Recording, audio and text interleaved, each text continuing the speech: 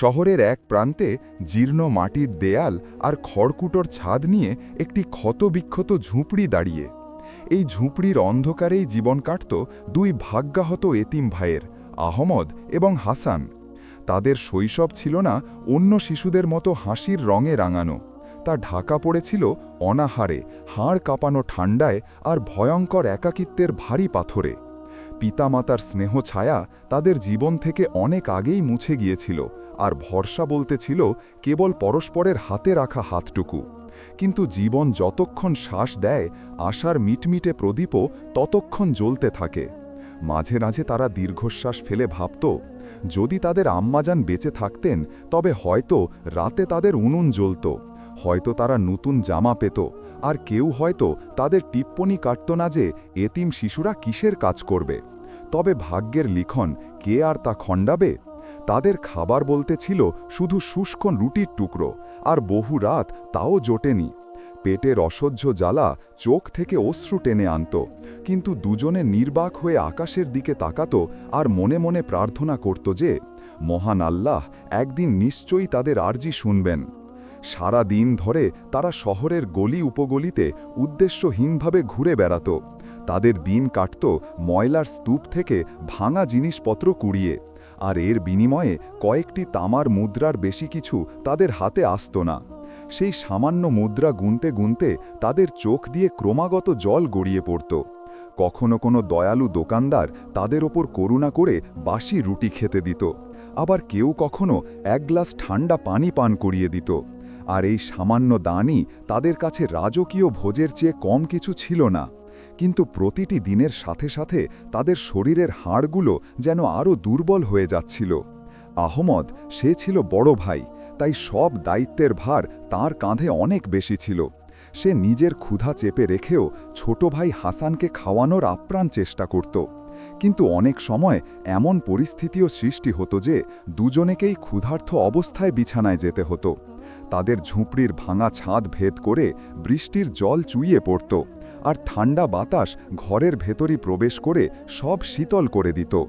শীতের রাতগুলো তাদের কাঁপতে কাঁপতে পার হতো, আর গ্রীষ্মের প্রচণ্ড দুপুরগুলো সূর্যের তাপে দগ্ধ হতো। তবুও এই ভয়াবহ কষ্টের মধ্যেও ছোট হাসানের মুখে কখনো সখনো এক নির্দোষ হাসি ফুটে উঠত। সেই হাসি আহমদকে এই ভরসা জোগাত যে তাদের জীবন হয়তো এখনও পুরোপুরি অন্ধকারে হারিয়ে যায়নি। গ্রামের মানুষজন তাদের নানা কথা শোনাত, কিন্তু দুই ভাই নীরবে ধৈর্য ধরে সেসব সহ্য করত এবং একে অপরকে সাহস জোগাত। অনেক সময় তারা রাস্তার পাশে বসে দীর্ঘক্ষণ কেবল এই চিন্তা করত যে তাদের ভবিষ্যৎ কেমন হতে পারে। তাদের এই ঝুপড়িতে কি কখনো আলোর প্রদীপ জ্বলবে? তারা কি কখনো ভালো খাবার আর নতুন জামাকাপড় পাবে, নাকি এভাবেই একাকিত্ব আর ক্ষুধার ভয়াবহ ছায়ায় তাদের জীবন নিঃশেষ হয়ে যাবে? প্রতি রাতে ঘুমানোর আগে দুজনে দুহাত তুলে একই দোয়া করত, হে আল্লাহ, আমাদেরও একদিন আশ্রয় দাও, আমাদেরও যেন সাধারণ মানুষের মতো জীবনযাপনের সুযোগ মেলে। আর সম্ভবত এই আকুতি একদিন তাদের ভাগ্যের পথ বদলে দিতে যাচ্ছিল। ভোরের ঠান্ডা বাতাস যখন ঝুপড়ির ভাঙা জানলা দিয়ে ভেতরে প্রবেশ করল, তখন আহমদ এবং হাসান দুজনেই কম্বলের বদলে গায়ে দেওয়া পুরনো চটের বস্তাটি আঁকড়ে ধরে বসেছিল। ক্ষুধার তীব্র যন্ত্রণায় তাদের পেট মোচড় দিচ্ছিল, আর সারা রাত ধরে ঝরা চোখের জল তাদের গাল ভিজিয়ে রেখেছিল। ঠিক তখনই হঠাৎ ঝুপড়ির দরজায় এক মৃদু শব্দ হল। এই শব্দ তাদের ঘুমের থেটো গভীর ক্লান্তি ভেঙে দিল। দুজন ভাই চমকে উঠে একে অপরের দিকে তাকালো। এই নির্জন ভোরে কে তাদের দরজায় কড়া নাড়তে পারে? যখন দরজাটি খুব ধীরে ধীরে খোলা হলো, তখন তাদের সামনে এক নুরানি জ্যোতির্ময় চেহারা দেখা গেল। সেই ব্যক্তির সাদা দাড়ি যেন চাঁদের আলোর রেখার মতো, কপালে এক উজ্জ্বল সাদা পাগড়ি, আর চোখে এমন রহমত, করুণা ছিল যার উষ্ণতা সেই ঠান্ডা সকালেও তাদের হৃদয়ে গভীরভাবে প্রবেশ করছিল। আহমদ আর হাসান মুহূর্তের জন্য বিস্ময় ভরা দৃষ্টিতে তাকে দেখতে রইল, যেন কোনো রূপকথার কাহিনীর চরিত্র তাদের সামনে এসে দাঁড়িয়েছে। সেই সম্মানিত বুজুর্গ খুব কোমল এবং দয়াময় স্বরে বললেন, আসসালামু আলাইকুম বাচারা। এই কথা শুনে আহমদ কাঁপা ঠোঁটে কোনো মতে ওয়ালাইকুম সালাম উচ্চারণ করল। আর হাসান ভয় এবং শান্তির এক অদ্ভুত অনুভূতিতে স্থির হয়ে দাঁড়িয়ে রইল। তার চোখে প্রশ্নও ছিল, আবার প্রচুর আশাও ছিল। বুজুর্গ মৃদু হাসলেন এবং বললেন, ভয় পাচ্ছ কেন তোমরা? আমি তো কোনো অচেনা মানুষ নই, বরং তোমাদেরই একজন আপনজন, যাকে আল্লাহ তোমাদের কাছে পাঠিয়েছেন। আমি পথ অতিক্রম করছিলাম এবং হঠাৎ আমার চোখ এই ভাঙা ঝুপড়িটার উপর পড়ল। আমার মন সাক্ষ্য দিল যে এখানে নিশ্চয়ই কোনো ক্ষুধার্ত মানুষ বসে আছে, তাই আমি তোমাদের কাছে চলে এলাম। আহমাদের চোখ জলে ভরে গেল এবং সে ইতস্তত করে বলল, আমাদের কাছে তো কিছুই নেই হুজুর, না চা না রুটি, আমরা আপনাকে মেহমানদারি করারও যোগ্য নই। এই কথা শুনে সেই বুজুর্গ তার পাগড়ির নিচ থেকে একটি ছোট থলে বের করলেন। সেই থলের ভেতরে ছিল তাজা রুটি এবং কিছু খেজুর। তিনি হেসে বললেন, আজ তোমরা আমার মেহমান নাও, বরং আমি তোমাদের মেহমান, আর এই খাবার হলো আল্লাহর তরফ থেকে উপহার, যা তিনি বিশেষভাবে তোমাদের জন্য পাঠিয়েছেন। হাসানের বুক ধড়ফড় করে উঠল। সে কাঁপতে থাকা হাতে একটি খেজুর তুলে নিল এবং চোখে জল নিয়ে জিজ্ঞাসা করল, সত্যিই কি এই সব আমাদের জন্য? বুজুর্গ তার মাথায় হাত রেখে বললেন, হ্যাঁ বাবা, এই সব কিছুই তোমাদের জন্য, কারণ আল্লাহ তার ধৈর্যশীল বান্দাদের কখনো একা ছেড়ে দেন না।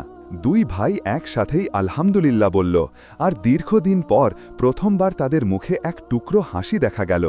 ক্ষুধার তীব্র আগুন কিছুটা কমল এবং তাদের হৃদয়ে এক নতুন আলোর সঞ্চার হল। সেই নুরানি বুজুর্গ তাদের বসিয়ে নিজে তাদের সাথে খাবার ভাগ করে খেলেন, যাতে তারা অনুভব করতে পারে যে এটি শুধুই দান নয়, বরং আপনত্ব আর সমতার এক সম্পর্ক।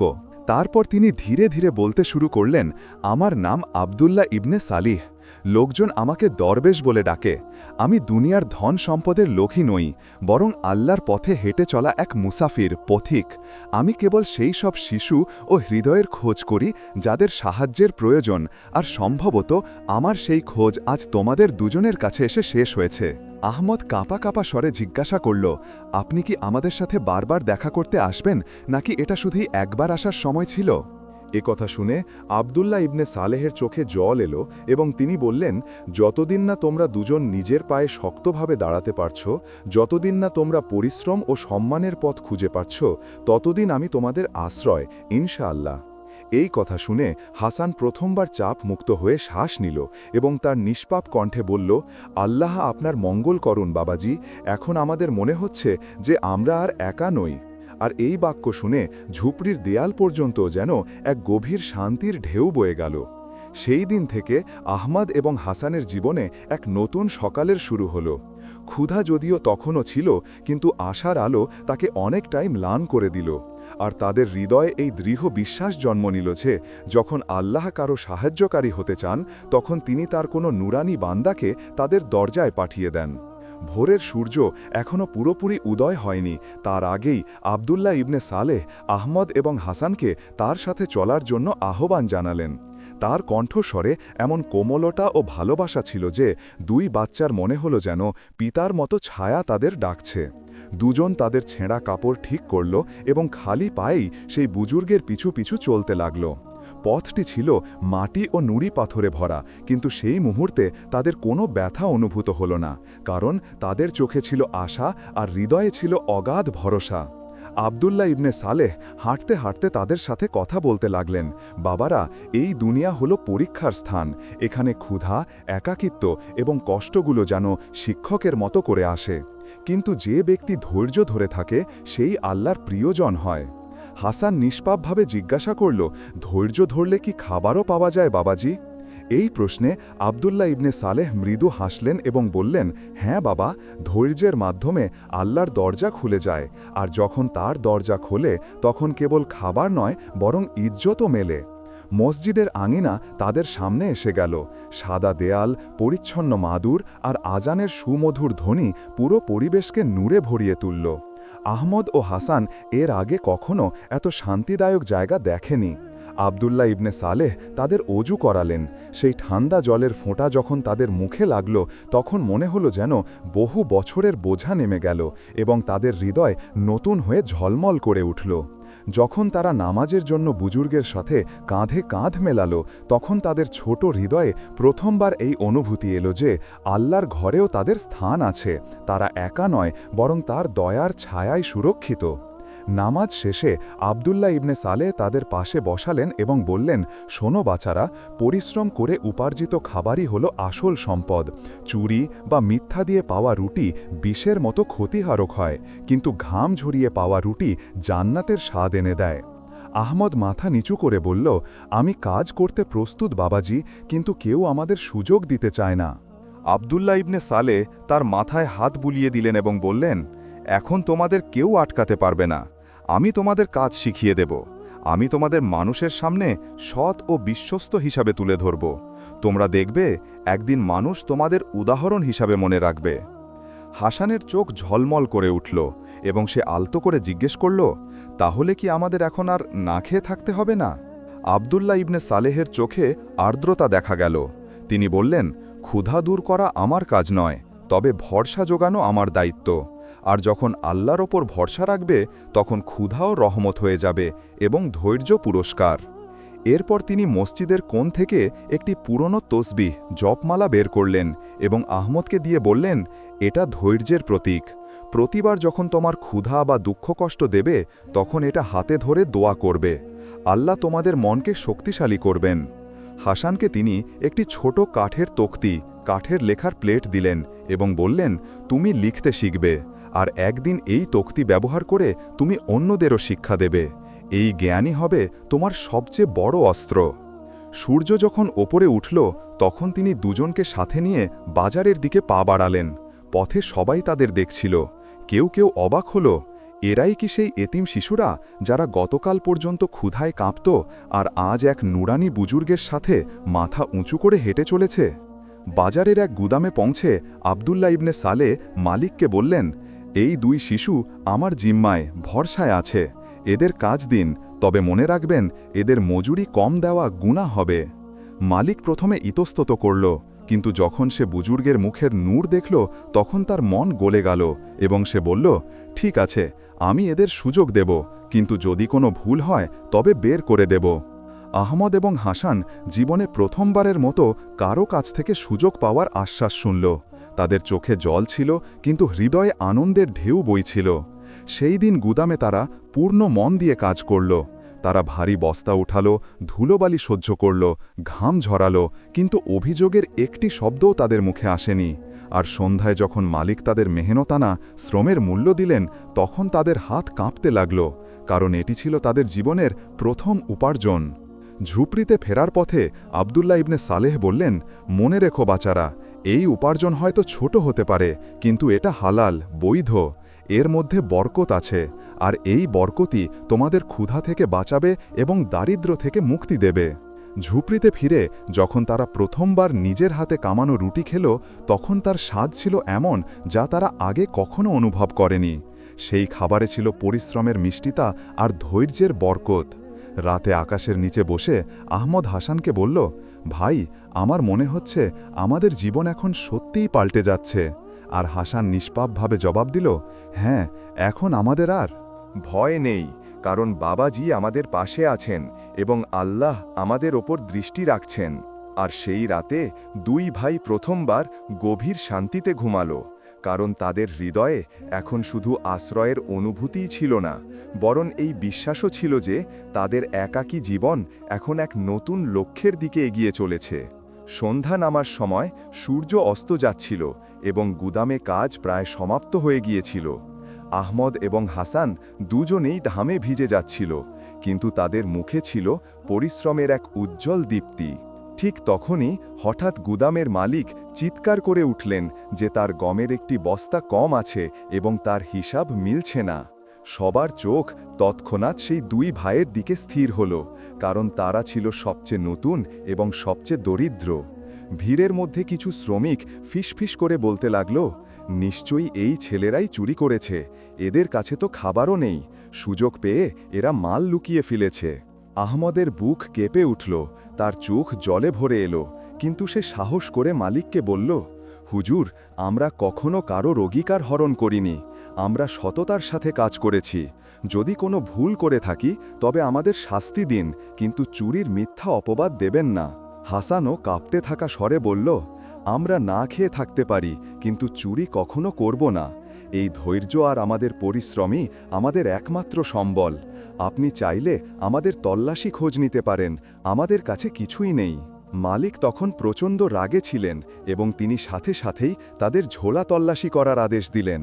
সব শ্রমিক তাদের ঘিরে দাঁড়ালো এবং পরিবেশ এতটাই ভারী হয়ে গেল যে আহমদ ও হাসানের মনে হলো যেন তাদের সমস্ত শ্রম এক মুহূর্তে মাটিতে মিশে যাবে। তল্লাশি করা হলো, প্রতিটি কোণ খুঁজে দেখা হলো, কিন্তু তাদের কাছে চুরির কোনো জিনিস পাওয়া গেল না। এতে ভিড়ের মধ্যে গভীর নীরবতা নেমে এলো। কিন্তু এরপর একজন শ্রমিক বলল, হতে পারে এরা বাইরে কোথাও লুকিয়ে রেখেছে, এদের ছেড়ে দেওয়া নিরাপদ হবে না। ঠিক এই সময় দরজায় এক পরিচিত কণ্ঠস্বর ধ্বনিত হল। তিনি ছিলেন আবদুল্লাহ ইবনে সালেহ বাবা।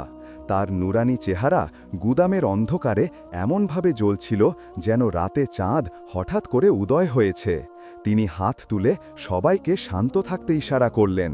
তিনি মালিককে উদ্দেশ্য করে বললেন, তোমার হিসাব ভুল হচ্ছে, তোমার বস্তাগুলো পুরোই আছে, বরং তোমার শ্রমিকদের মধ্যেই কেউ চতুরতা করেছে এবং এই শিশুদের ওপর মিথ্যা দোষ চাপিয়ে দিয়েছে।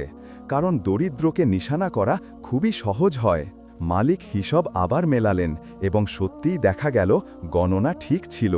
তার মুখে লজ্জা নেমে এলো এবং তিনি সবার সামনে ঘোষণা করলেন যে শিশুদের ওপর আনা অভিযোগ মিথ্যা ছিল। তারা নির্দোষ এবং তাদের পরিশ্রম নিয়ে সন্দেহ করাটা তার ভুল ছিল। আহমদ ও হাসান আবেগাপ্লুত হয়ে আবদুল্লাহ ইবনে সালেহের হাত চুমু খেল এবং বলল, যদি আপনি সময় মতো না আসতেন তবে আমাদের ওপর চুরির অপবাদ লেগে যেত, আমাদের ইজ্জত মাটিতে মিশে যেত।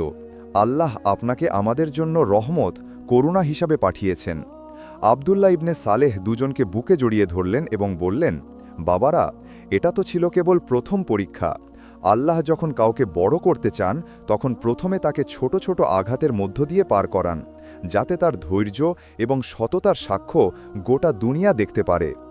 ভিড়ে দাঁড়িয়ে থাকা কিছু শ্রমিক হিংসায় কাঁপতে লাগল।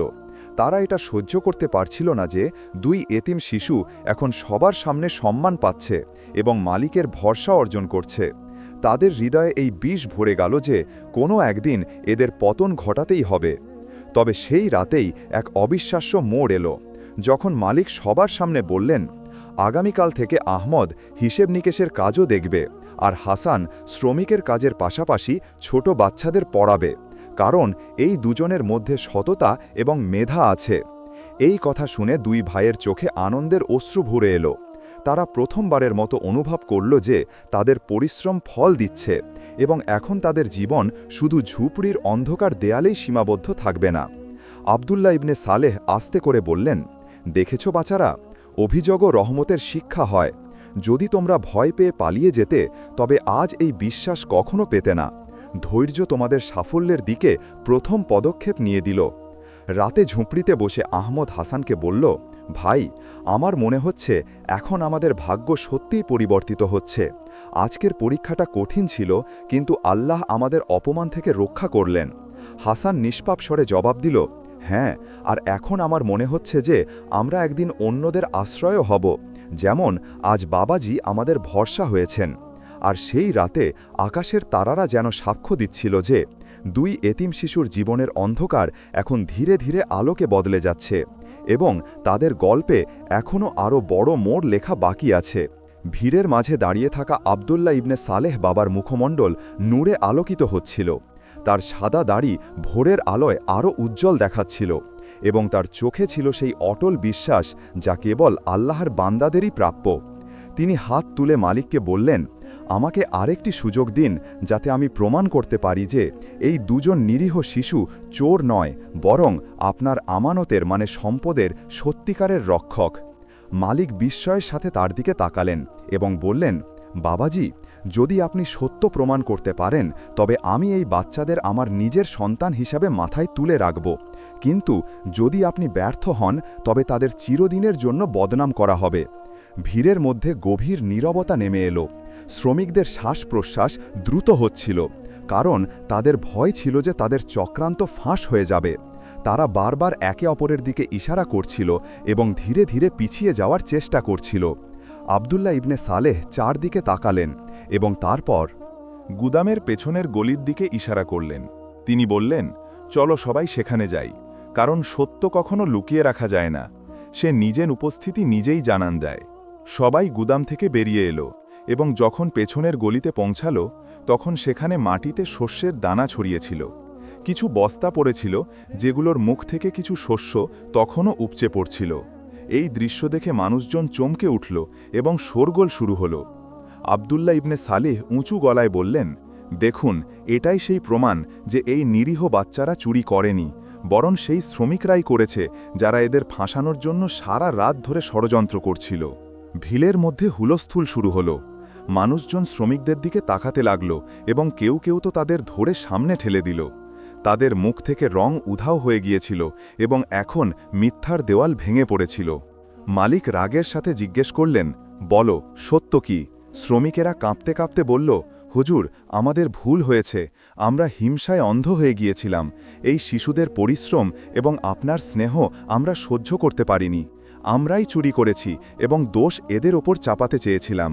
এই কথা শুনে মালিকের চেহারায় রাগ এবং লজ্জা দুটোই একসাথে ফুটে উঠল। তিনি সবার সামনে বললেন, আহম্মদ এবং হাসান, তোমরা দুজনেই নির্দোষ, আর আজ থেকে তোমরা কেবল আমার শ্রমিক নও, বরং আমার নিজের সন্তান। আমি তোমাদের সেই সম্মান দেব যা আমার নিজের রক্তকে দেওয়া হয়। আহমদ ও হাসানের চোখ থেকে অশ্রু ঝরতে লাগল।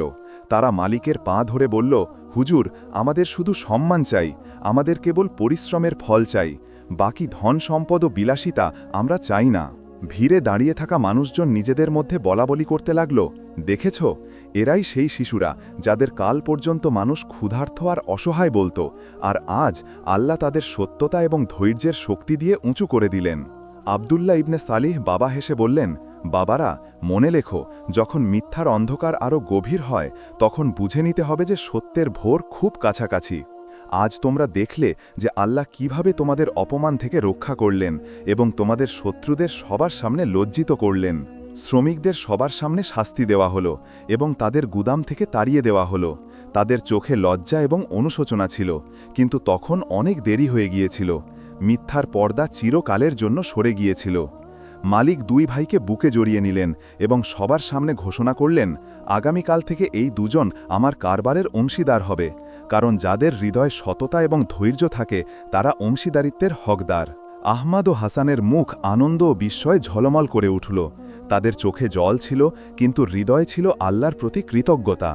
তারা আকাশের দিকে তাকালো এবং বলল, হে আল্লাহ, তুমি আমাদের মিথ্যা অপবাদ থেকে বাঁচালে এবং সম্মান দান করলে, এ সবই তোমার দয়া। সেই রাতে ঝুপড়ির বদলে তাদের হৃদয়ে এক নতুন ঘর তৈরি হল, যেখানে দেয়ালগুলো ছিল ভরসার এবং ছাদ ছিল আল্লাহর রহমতের। আর তারা প্রথমবার অনুভব করল যে এখন তাদের কাহিনী অন্যদের জন্য শিক্ষণীয় হতে চলেছে। কিন্তু এই শান্তির মধ্যেও একটি নতুন চিন্তা তাদের হৃদয়ে বাসা বাঁধল। এই পরীক্ষা কি এখানেই শেষ, নাকি এখনও তাদের ভাগ্যে আরও কঠিন মোড় লেখা আছে? ভোরের আকাশ ছিল একদম পরিষ্কার, যেন রাতের অন্ধকারকে সত্যের আলো ধুয়ে দিয়েছে। আহমদ ও হাসান যখন মসজিদের দিকে যাচ্ছিল তখন মানুষজন তাদের সালাম জানাচ্ছিল এবং দোয়া লিখছিল। সেই মানুষগুলো যারা একসময় তাদের কটু কথা বলতো, এখন বলছিল, এরাই আল্লাহর বান্দা যাদের সততা মিথ থেকে পরাজিত করেছে। মসজিদে নামাজ শেষ হওয়ার পর আবদুল্লাহ ইবনে সালেহ বাবা দুই ভাইকে সামনে বসালেন এবং বললেন, বাচারা, আল্লাহ তোমাদের কেবল ক্ষুধা থেকে মুক্তি দেননি, বরং সম্মানও দিয়েছেন। এটা তার করুণার প্রমাণ যে এতিমি এবং দারিদ্র্য তোমাদের নিচে নামাতে পারেনি, বরং তোমাদের ধৈর্য আর সত্যের কারণে তোমাদের উঁচু করে দিয়েছেন।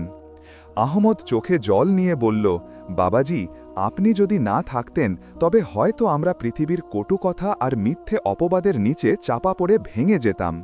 আপনি আমাদের আশ্রয় দিয়েছেন আর আল্লাহ আমাদের রক্ষা করেছেন। হাসান নিষ্পাত কণ্ঠে যোগ করল, এখন আমার ইচ্ছা আমাদের মতো আরও যেসব শিশু ক্ষুধা আর একাকিত্বে জীবনযাপন করছে তারাও যেন সেই ভরসা পায় যা আমরা পেয়েছি। আবদুল্লাহ ইবনে সালেহ হাসলেন এবং বললেন, এটাই তো আল্লাহর ইঙ্গিত বাচারা, তিনি তোমাদের অন্যদের জন্য রহমত হিসেবে সৃষ্টি করেছেন। এখন তোমাদের কর্তব্য হল তোমরাও সেই সব মানুষের জন্য আলো হয়ে ওঠো যারা অন্ধকারে আছে। কিছুদিনের মধ্যেই মালিক ঘোষণা করলেন যে এখন থেকে তার ব্যবসা আহমদ এবং হাসানও চালাবে, আর ধীরে ধীরে দুই ভাই তাদের পরিশ্রম আর সততার মাধ্যমে ব্যবসাকে এতটাই এগিয়ে নিল যে আশেপাশের গ্রাম ও শহর পর্যন্ত তাদের সততার গল্প ছড়িয়ে পড়তে লাগল। লোকজন বলাবলি করত, ওরা সেই শিশুরা যাদের কাছে একসময় খাবারের কণা ছিল না, আর আজ তারা কেবল নিজেদের পেটি ভরায় না, বরং অন্যদেরও আহার যোগায়। প্রতি সপ্তাহে গুদামের বাইরে লঙ্গরখানা বিনামূল্যে খাবার বিতরণ বসতে লাগল। গরিব এবং এতিম শিশুরা সেখানে আসত এবং পেট ভরে খেত, আর হাসান তাদের সাথে বসে সেই খাবার খেত যাতে কোনো শিশু এটা অনুভব না করে যে সে একা। আহমদ এখন শুধু হিসাবের খাতা সামলাত না, বরং মানুষকে শেখাত যে সত্যতা আর সততার সাথে ব্যবসা কিভাবে করতে হয়, আর তার কথা শুনতে দূর দূরান্তের মানুষজন আসত। একদিন মালিক দুই ভাইকে নিজের বাড়িতে ডেকে বললেন, বাচারা, এখন তোমরা শুধু আমার অংশীদার ন, বরং আমারই সন্তান। আমি তোমাদের অসহায় অবস্থায় পেয়েছিলাম, আর আল্লাহ তোমাদের মাধ্যমে আমাকে বরকত দিয়েছেন। আহমদ ও হাসানের চোখ থেকে আনন্দের জল গড়িয়া পড়ল। তারা মালিকের পা ছুঁয়ে বলল, আমাদের জন্য এটাই সবচেয়ে বড় সম্পদ যে এখন আমাদের এতিম বলা হবে না, বরং মানুষ আমাদের আপনার সন্তান হিসাবে জানবে। গ্রামের মানুষজন যারা একসময় তাদের কটু কথা বলতো, এখন তাদের সন্তানদের বলতো, শিক্ষা নাও কিভাবে দুই এতিম শিশু ধৈর্য আর পরিশ্রম দিয়ে নিজেদের ভাগ্য বদলে ফেলল। কিন্তু এই উচ্চতায় পৌঁছেও আহমদ ও হাসান কখনো তাদের ঝুপড়িটিকে ভুলল না। তারা প্রায়ই সেখানে যেত এবং বলতো, এখান থেকেই আমাদের ক্ষুধা আর অশ্রুর গল্প শুরু হয়েছিল, আর এখানেই আমরা আল্লাহর উপর ভরসা করতে শিখেছিলাম। আবদুল্লাহ ইবনে সালেহ বাবা একদিন দুজনকে কাছে ডেকে বললেন, বাবারা, এখন আমার বার্ধক্য এসেছে, কিন্তু আমার শান্তি যে আমি তোমাদের আল্লাহর আমানত মনে করে আগলে রেখেছি, আর আজ তোমরা আশার প্রদীপ হয়ে উঠেছ। আহমদ ও হাসান দুজনেই একসাথে বলল, বাবাজি, আপনি শুধু আমাদের আশ্রয় ছিলেন না, বরং আমাদের জন্য মা বাবার থেকেও বড়। আমরা আপনার দোয়া ছাড়া কিছুই ছিলাম না। বাবাজির চোখ থেকে অশ্রু ঝরে পড়ল এবং তিনি দোয়া দিলেন, ইয়া আল্লাহ, এই শিশুদের কদম যেন কখনো না টলে, এদের জীবন যেন অন্যদের জন্য উদাহরণ হয়। আর সত্যিই কয়েক বছরের মধ্যেই আহমদ এবং হাসানের নাম পুরো এলাকায় সততা এবং ধৈর্যের এক উজ্জ্বল উদাহরণ হয়ে গেল। তাদের গল্প শুনে মানুষজন তাদের সন্তানদের ধৈর্য এবং পরিশ্রমের শিক্ষা দিত। অবশেষে সেই দিন এলো যখন দুই ভাই বাজারের ঠিক মাঝখানে একটি বিশাল মাদ্রাসা এবং এতিমখানা নির্মাণ করল, যেখানে এতিম শিশুদের খাবার, কাপড় এবং তালিম শিক্ষা বিনামূল্যে দেওয়া হতো। এবং তারা এই ঘোষণা করল, আমরা সেটাই দেব যা আমাদের বাবাজি শিখিয়েছিলেন, ধৈর্য, মেহনত এবং আল্লাহর উপর ভরসা। সেই দিন আবদুল্লাহ ইবনে সালেহ বাবাও সেখানে উপস্থিত ছিলেন। তার সাদা দাড়ি বাতাসে উড়ছিল এবং তার চোখে ছিল গভীর সন্তোষের, তৃপ্তির ঝলক। তিনি আকাশের দিকে তাকিয়ে বললেন, ইয়া আল্লাহ, তুমি সাক্ষী থেকো, যেসব শিশুদের মানুষ অসহায় বলতো, আজ তারাই অন্যদের আশ্রয় হয়ে উঠল। আর ভিড়ে বসে থাকা মানুষজন চোখের জল মুছতে মুছতে একটি বাক্যই বারবার বলছিল, আহমদ আর হাসান, দুই এতিম শিশুর এই গল্প চিরকালের জন্য মানবতা এবং ধৈর্যের সবচেয়ে বড় দৃষ্টান্ত হয়ে রইল। এখানেই আমাদের আজকের গল্প শেষ হলো। যদি আপনি এই গল্পটি উপভোগ করে থাকেন এবং এটি থেকে উপকৃত হয়ে থাকেন, তবে অনুগ্রহ করে আমাদের চ্যানেলটি লাইক এবং সাবস্ক্রাইব করে সমর্থন করতে ভুলবেন না, যাতে আপনি আরও অর্থপূর্ণ এবং উপভোগ্য গল্প পেতে পারেন। আপনাদের দেখার জন্য ধন্যবাদ, এবং আমরা আশা করি পরের গল্পে আপনাদের সাথে আবার দেখা হবে, ইনশাআল্লাহ।